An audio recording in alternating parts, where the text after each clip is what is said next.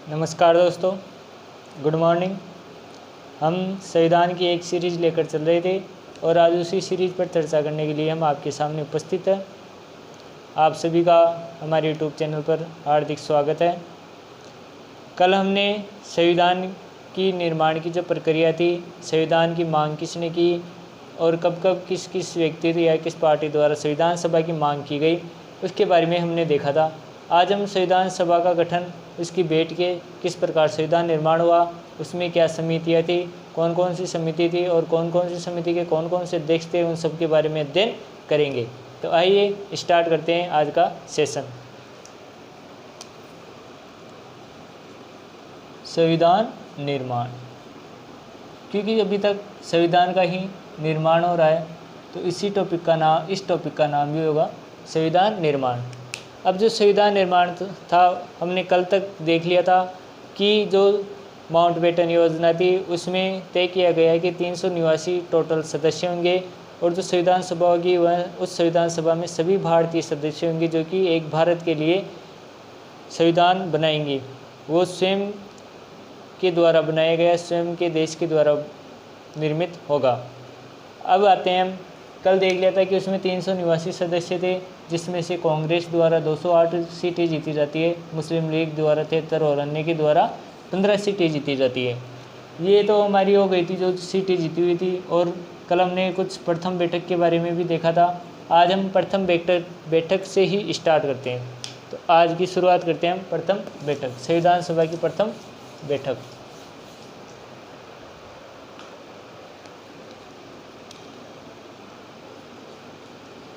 प्रथम बैठक,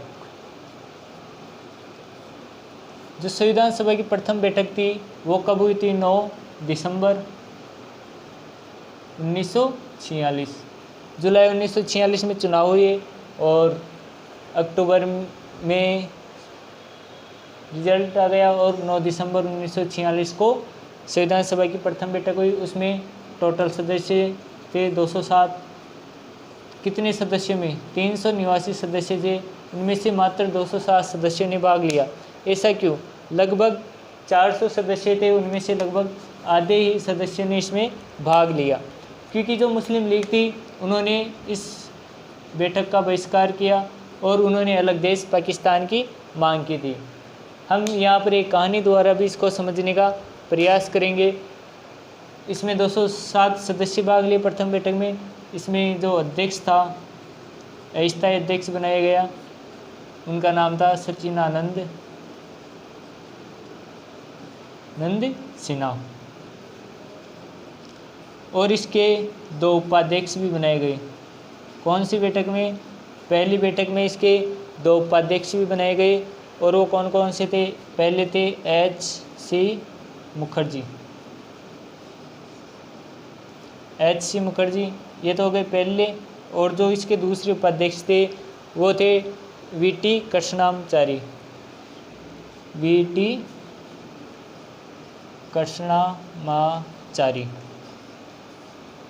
ये थे। इसमें 207 सदस्यों ने भाग लिया। इसके अध्यक्ष बने सच्चिदानंद सिन्हा, जो कि अस्थायी अध्यक्ष कहलाते हैं। अस्थायी अध्यक्ष कहलाते हैं क्योंकि ये मनोनीत नहीं हुए थे, निर्वाचित नहीं हुए थे, ये मनोनीत ही थे, इसलिए इनको अस्थायी अध्यक्ष कहा जाता है। जब दूसरी बैठक हुई उसमें नए अध्यक्ष बने थे और इस बैठक में डिसाइड किया गया कि इसके 2 उपाध्यक्ष होंगे। पहले होंगे एच.सी. मुखर्जी, दूसरे होंगे वी.टी. कृष्णामाचारी। और जो 207 सदस्य थे, जो उनमें 9 महिलाएं भाग ली थी, मतलब 9 महिलाओं ने प्रथम संविधान सभा की बैठक में भाग लिया। जो 300 निवासी सदस्य निर्वाचित हुए उनमें से 15 महिलाएं निर्वाचित हुई थी। ये क्वेश्चन आया हुआ है कि संविधान सभा में जो सदस्य थे 300 निवासी, उनमें से कितनी महिलाएं थी? तो वो थी 15। इसके बाद में आते हैं हम संविधान सभा की दूसरी बैठक। साथ के साथ आप इनको नोट करते जाइए, क्योंकि हमारे जो एग्ज़ाम होते हैं पटवा, रीट, दिल्ली पुलिस, एसएससी वगैरह, उनमें से ये फैक्ट चीज़ें अधिकतर पूछी जाती है। तो आते हैं संविधान सभा की दूसरी बैठक।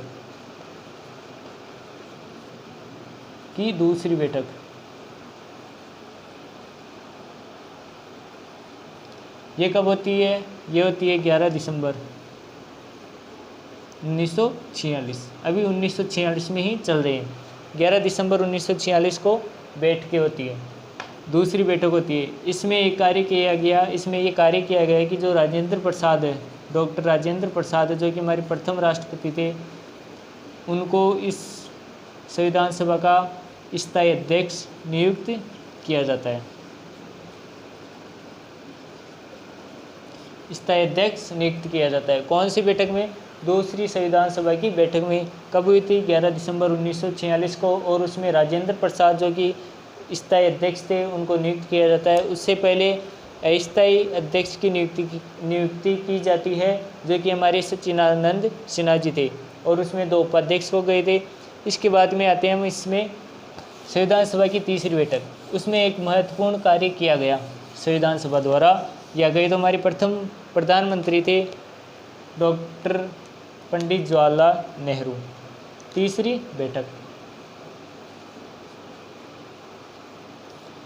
बैठक कब हुई? 13 दिसंबर। 2-2, 3-3 दिन के अंतराल में इनकी शुरुआती बैठकें हुई थी। तो तीसरी बैठक हुई 13 दिसंबर। इसमें महत्वपूर्ण कार्य ये हुआ कि जो अभी प्रस्तावना है,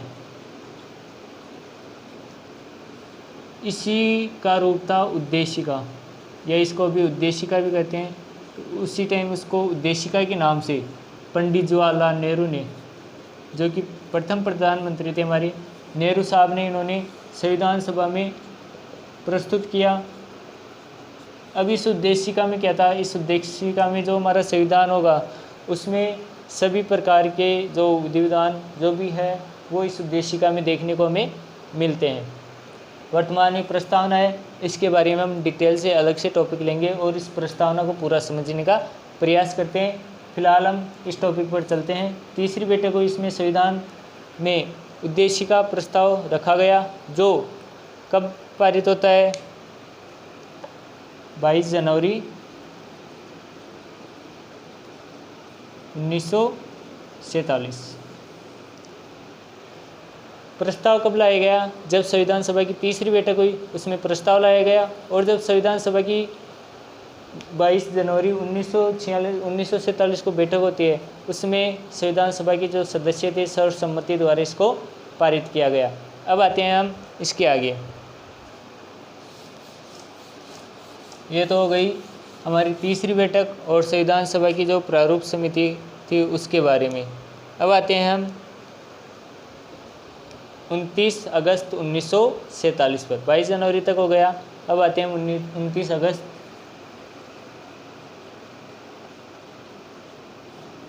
1947। ये तिथि हमारे संविधान के लिए बहुत महत्वपूर्ण थी। देखिए दोस्तों, संविधान था, उसका एक संवैधानिक सलाहकार नियुक्त किया गया और उनका नाम था B.N. राव।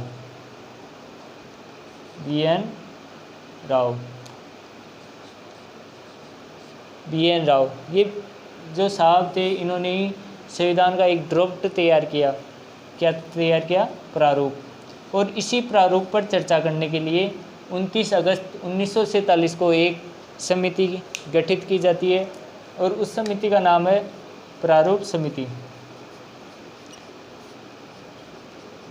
जो संविधान था हमारा, उसमें इस समिति का बहुत ही महत्वपूर्ण रोल है। इसलिए ये प्रारूप समिति है, इसके अध्यक्ष कौन बने? हमारे संविधान के जो जनक कहलाते हैं, संविधान निर्माता कहलाते हैं, जनक कहलाते हैं, वो है हमारे doctor B.R. Ambedkar. Doctor B.R. Ambedkar जो कि संविधान के जनक कहलाते हैं या संविधान निर्माता कहलाते हैं। इनको इस समिति का अध्यक्ष नियुक्त किया गया। इनको इसलिए अध्यक्ष नियुक्त किया गया क्योंकि ये उस समय सर्वाधिक कानून या कानूनों के बारे में जानते थे। दूसरी बात, इनकी बुद्धि बहुत ही शक्तिशाली थी और ये जो समिति है, इस पर कानून बनाने का या संविधान बनाने का जो जिम्मा था, बहुत अधिक था। अब इस समिति में कितने सदस्य थे और कौन कौन से थे और उन सदस्यों को हम किस ट्रिक से किस प्रकार याद रख सकते हैं, वो देखते हैं। इसमें टोटल 7 सदस्यीय समिति, इसमें 7 सदस्य थे, 6 + 1, एक है जो अध्यक्ष और 6 अध्यक्ष की सहायता के लिए अन्य सदस्य। अब जो पहले हैं वो तो हमारे अध्यक्ष साहब हो गए और उनका नाम है, सभी जानते हैं आप लोग, इतना तो आपने पढ़ाई है, डॉक्टर BR अम्बेडकर। दूसरे नंबर पर हमारे आते हैं 2, 3 और 4। देखिए हिंदी एक हमारा विषय है और जो विषय है उसमें एक पर्यायवाची शब्द नामक एक टॉपिक है, तो यहाँ पर वो टॉपिक है वो हमारे काम का है, इनको याद रखने के लिए 2, 3, 4 ये हो गए। पहले तो हो गए हमारे BR अम्बेडकर। दूसरे नाम पर आ जाते हैं हमारे गोपाल स्वामी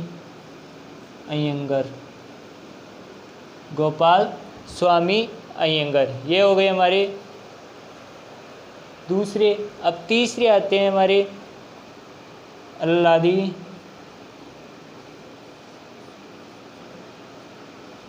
कृष्णामाचारी, गोपाल स्वामी अयंगर। दूसरे आ गए हमारे अल्लादी कृष्णामाचारी अय्यर। तीसरे आ जाते हैं हमारे मोहम्मद सादुल्ला। अब यहाँ पर देखिए एक नाम तो अपने आप ही हमको याद हो रहा है कि डॉक्टर BR अम्बेडकर जो थे हमारे संविधान सभा के अध्यक्ष थे। दूसरा, तीसरा और चौथे में एक कॉमन है, जो हमारा भगवान या ईश्वर शब्द है उसके पर्यायवाची क्या क्या है। उसके पर्यायवाची अल्लाह, गॉड, भगवान इत्यादि, मोहम्मद इत्यादि। तो ये गोपाल क्या हो गया, भगवान हो गया, जो कि हमारे गोपाल कन्हैया के नाम से जाना जाता है। और इसके 2 पर्यायवाची हो गई, अल्लाह, दूसरा हो गया मोहम्मद। तो यहाँ से एक क्रम याद रखिए आप, गोपाल जो कन्हैया जी है उनके पर्यायवाची 2 याद रख लीजिए, मोहम्मद और अल्लाह। तो अल्लाह से हो गया अल्लादी कृष्णामाचारी और मोहम्मद से हो गया मोहम्मद सादुल्ला। अब आते हैं हम इसके 5, 6 और 7 पर। 5वें नंबर पर आते हैं हमारे KM मुंशी। मैं यहाँ ऊपर लिख देता हूँ, नीचे दिख नहीं रहा होगा आपको।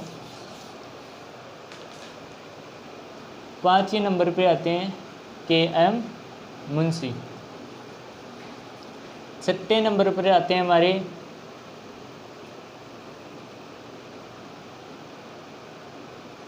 N। 5वें नंबर पर हो गए हमारे KM मुंशी। 6 नंबर पर आते हैं हमारे N माधव राव। और 7वें नंबर पर आते हैं हमारे TT कृष्णामाचारी। 5वें नंबर पर हो गए हमारे KM मुंशी। 6 नंबर पर हो गए हमारे N माधव राव। और 7वें नंबर पर हो गई TT कृष्णामाचारी। अब यहाँ देखिए जो ये है 5, 6, 7, तो यहाँ पर ABCD है, उसमें आपको ABCD तो सबको आती ही होगी। तो यहाँ पर KMN ये 3 हो गए, KMN। तो KM तो हो गए KM मुंशी और N से हो गया माधव राव। अब TT, क्योंकि N के बाद ही TT आता है तो लास्ट में आ जाएंगे हमारे TT, जो कि इन सब की मान लो कि ये रेलवे के कोच में बैठे हैं और उनकी जो टिकट चेक करने के लिए आता है टिकट चेकर, तो वो TC कहलाता है। तो यहाँ TT कर लीजिए। और TT इनकी टिकट चेक करने के लिए सबके लास्ट में आता है, इसलिए TT कृष्णामाचारी। अब यहाँ पर 2 और सदस्य थे, जो कि एक सदस्य थे वो अपने स्वास्थ्य कारणों के कारण इस्तीफा दे देते हैं और एक सदस्य थे उनकी मृत्यु हो जाती है। तो पहले जो स्वास्थ्य कारणों से इस्तीफा देते हैं वो है BL मित्र, और जिनकी मृत्यु हो जाती है वो है DP खेतान। अब यहाँ पर इनको आप इस नाम से भी याद रख सकते, क्योंकि यहाँ पर 2 अक्षर अंग्रेजी के हैं तो यहाँ पर भी 2 अक्षर अंग्रेजी के। तो TT की जगह DP, मतलब DP की जगह आ गया TT और BL की जगह आ गया N। इस प्रकार आप इन सदस्यों को याद रख सकते हैं। एक बार हम इनको फिर रिवाइज करेंगे, आप साथ साथ में बोलिए। देखिए, अध्यक्ष हो गए BR अम्बेडकर, दूसरे नंबर पर आ गए गोपाल स्वामी अयंगर, तीसरे पर आ गए अल्लादी कृष्णा स्वामी अय्यर, चौथे पर आ गए मोहम्मद सादुल्ला, पाँचवें पर आ गए हमारे KM मुंशी, N माधव राव और TT कृष्णमाचारी। अब जो N माधव राव है वो आए थे BL मित्र की जगह, जिन्होंने इस्तीफा दे दिया था, और जो माधव और TT कृष्णमाचारी है वो आए थे DP खेतान की जगह। ये हो गई हमारी प्रारूप समिति। अब आते हैं हम हमारे संविधान के अगले चरण में। प्रारूप समिति हो गई हमारी। अब आते हैं हम 26 नवंबर 29 अगस्त 1947 को प्रारूप समिति गठित की गई, जिसमें 7 सदस्य थे और इसके अध्यक्ष और सदस्यों के बारे में मैंने बता दिया है। अब ये संविधान हमारा बनकर लागू हो गया, संविधान बनकर तैयार हो गया। कब? 26 नवंबर 1949। लेकिन ये लागू क्यों नहीं किया गया, इसके पीछे कारण है, जो कांग्रेस थी हमारी पार्टी उस समय, उन्होंने 26 जनवरी 1930 को स्वतंत्रता दिवस मना लिया था, जिसके कारण 2 महीने का और इंतज़ार किया गया और 26 जनवरी 1950 को हमारा संविधान लागू किया गया। इसलिए 26 नवंबर को बनकर तैयार हो गया, लेकिन संविधान लागू नहीं किया गया। इस दिन संविधान को अंगीकृत, अधिनियमित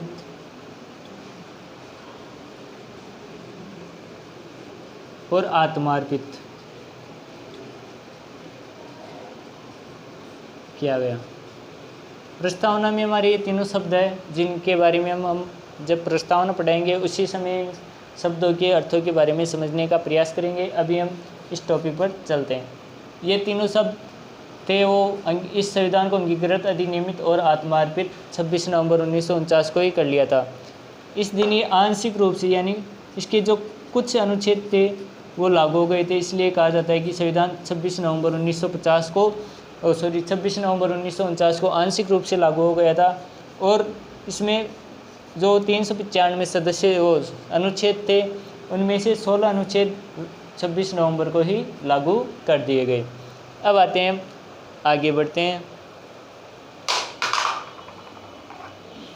अब आते हैं हम 24 जनवरी 1950।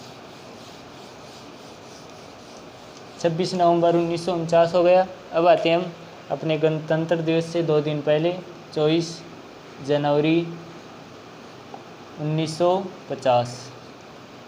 ये जो तारीख है, इस दिन अपनी संविधान सभा की अंतिम बैठक हुई।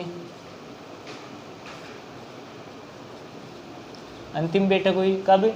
24 जनवरी 1950 को। इस दिन जो अपने प्रथम राष्ट्रपति थे डॉक्टर राजेंद्र प्रसाद, इस बैठक में उनको राष्ट्रपति निर्वाचित कर लिया गया और वो राष्ट्रपति बन गए अपने भारत के प्रथम राष्ट्रपति। कौन बने? डॉक्टर राजेंद्र प्रसाद। इसमें 2-4 और भी कार्य हुए। वो कार्य है, पहला कार्य इसने इस बैठक में अपना जो राष्ट्रगान है जन गण मन, उसको अपनाया। दूसरा, राष्ट्रगीत भी इसी दिन अपनाया गया। एक तो राष्ट्रगान, दूसरा राष्ट्रगीत। ये कब अपनाए गए? 24 जनवरी 1950 को। तो संविधान सभा की अंतिम बैठक कब हुई? 24 जनवरी 1950 को, और उस दिन राष्ट्रगान और राष्ट्रगीत को अपनाया गया।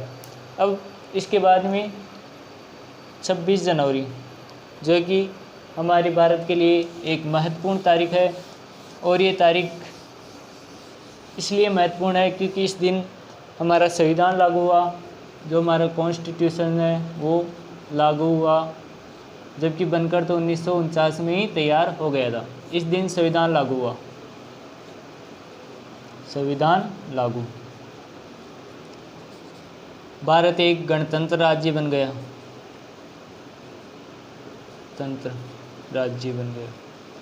गणतंत्र का तात्पर्य कि जो राष्ट्रपति है वो वंशानुगत नहीं होगा, वो निर्वाचित होगा।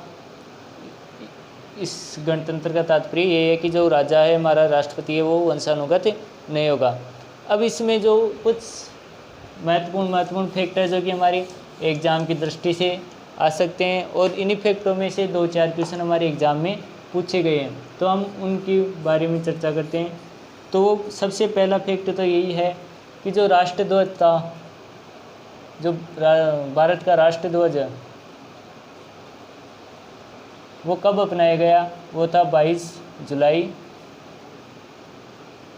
1947 को। कब अपनाया गया? 22 जुलाई 1947 को। ये क्वेश्चन आया हुआ है कि भारत का जो राष्ट्रध्वज है वो कब संविधान सभा के सदस्य द्वारा कब अपनाया गया, तो वो था 22 जुलाई 1947 को।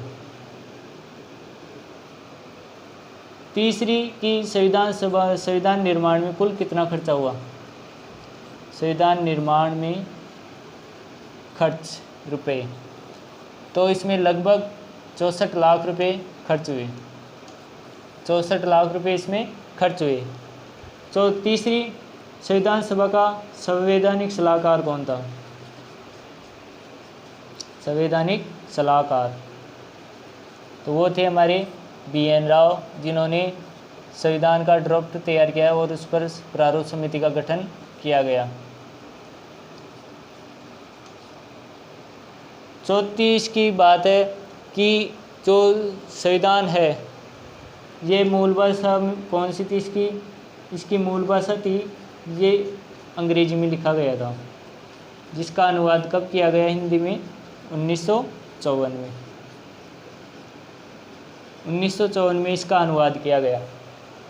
ये मूल किस भाषा में लिखा गया? वो है अंग्रेजी, और इसका जो हिंदी में अनुवाद किया गया वो किया गया था 1954 में। और ये किसने लिखा, इसका प्रतीक क्या था, ये भी देखते हैं। संविधान सभा का जो प्रतीक है वो संविधान सभा द्वारा अपनाया गया था हाथी, जो कि अपना राष्ट्रीय विरासत पशु है। क्या है ये? राष्ट्रीय विरासत पशु। राष्ट्रीय विरासत पशु, इसलिए इसको प्रतीक के रूप में अपनाया गया। दूसरे, संविधान सभा के जो सचिव थे वो कौन थे? संविधान सभा के सचिव कौन थे? HVR अयंगर। HVR अयंगर ये कौन थे? सचिव। जबकि BN राव कौन थे? संवैधानिक सलाहकार। अब इसको लिखा किसने संविधान को? वो थे प्रेम बिहारी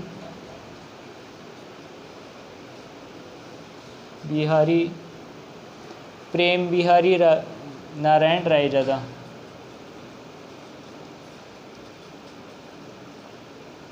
रायजादा किसके द्वारा लिखा गया? प्रेम बिहारी रायजादा। अब इसकी जो संविधान सभा थी अपनी, उसकी कुल बैठकें कितनी हुई थी? कुल बैठकें